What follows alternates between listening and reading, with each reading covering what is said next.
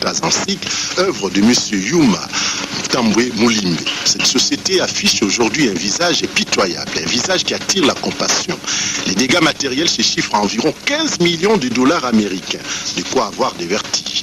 Charrois automobiles endommagés, marchandises des clients, pièces de réchange emportées, installations électriques, documents comptables et des transports détruits, même les avions n'ont pas été épargnés. Les pillards se sont particulièrement intéressés au poste radio. Un poste radio sur le marché revient à environ 500 000 dollars américains. L'hélicoptère d'intervention rapide, encore neuf créé par la société au prix de 900 000 dollars américains, n'a pas échappé des griffes des assaillants. Il en est de même de tous les services de la société. Il ne reste plus rien. Plus rien. Tout a été mis en sac. Une somme de 1 milliard de zaïrs logée dans le coffre-fort de la société a été aussi emportée. Le préjudice matériel des transports aériens zaïrois est énorme. Tenez, en temps normal, la société enregistre 10 vols par jour. Aujourd'hui, 3 jours après le passage de la tempête, tous les avions, 14 au total, sont immobilisés au sol. Les réservoirs ont été vidés de leur contenu, les stocks d'huile de moteur volatilisés. La société est maintenant obligée de recourir au Congo pour s'approvisionner en huile. 130 agents, dont 10 expatriés de la société, sont menacés par le chômage. La société a beaucoup perdu, la régie des voies aériennes, elle aussi, a perdu. Elle a perdu un client de taille car les transports aériens zaïrois lui payent chaque mois 28 millions de zaïrs au titre des taxes de parking, sans compter les taxes de survol et d'atterrissage. La douleur du PDG des TAS est grande. Écoutons-le. Les mots pour exprimer ma douleur, ma déception me manquent.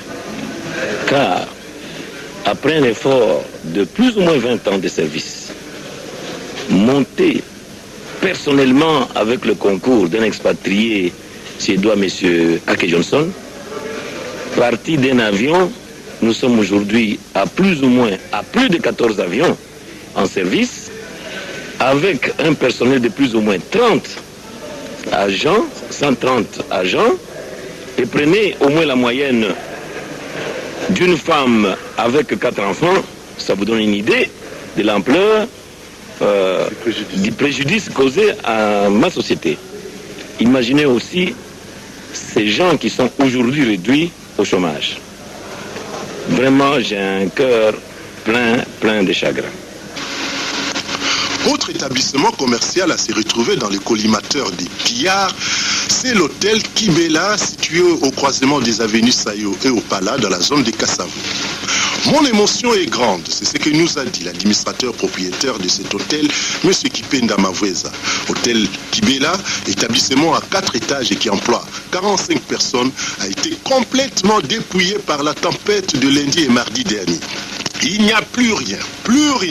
Tout a été emporté. Lit, matelas, table, climatiseur, ventilateur, baignoire, cuillère, fourchette, verre, réchaud, que sais-je encore. Toutes les 30 chambres de l'hôtel ont été visitées. Les pillards ont également emporté 47 millions de zaïrs.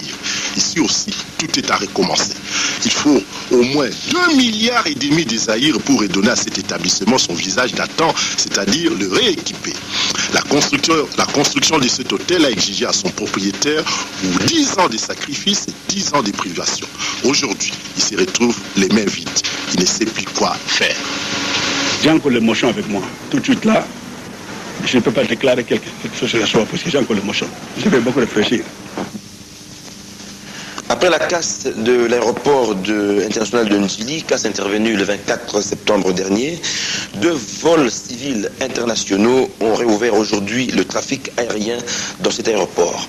Et cela grâce aux efforts louables du président délégué général de la RVA, le général Kikunda Ombala. Un reportage de Imana Ingulu.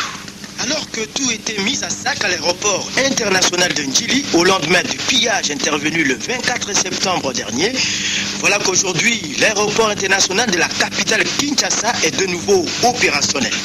Pour preuve, cet avant-midi, nous avons assisté aux 2 premiers vols internationaux. Il s'agit d'un Boeing 747 d'Air Gabon et d'un Boeing 737 d'Air Zaïre, tous deux en provenance de Libreville au Gabon. pour remettre l'aéroport international de Ndjili en état d'accueillir décemment les passagers, eh bien, il a fallu le dynamisme du président délégué général de la Régie des voies aériennes, le général des corps d'armée, Kikuna Ombala, entouré de tout son personnel mobilisé. C'est ainsi que tous les départements techniques de l'aéroport ont été remis en état de fonctionnement. Il s'agit du service anti-incendie, important pour la sécurité des passagers en cas d'accident d'avion, du service approche qui constitue une garantie pour les descentes et les montées des avions. Il s'agit surtout de la remise en état du centre contrôle radio du Delta Sierra 714, important pour gérer les mouvements des vols. Sans toutefois oublier dans ce lot le BTA, le bureau de transmission d'informations aéronautiques, des onduleurs et du centre automatique de télécommunications. Des efforts donc louables des responsables de la RVA qui ont pu remettre en un temps record le fonctionnement de l'aéroport international de Ndjili, porte d'entrée et de sortie pour nombreux de nos compatriotes et étrangers. Mais il faut reconnaître une chose, c'est que ces efforts ont été rendus possibles grâce à la protection des éléments de la division spéciale présidentielle qui veille à la sécurité des biens et personnes en ce moment à l'aéroport international de Ndjili. Bravo donc à la RVA qui a prouvé que les Aïrois n'ont pas seulement les grandes capacités de démolition, mais également celles de reconstruction.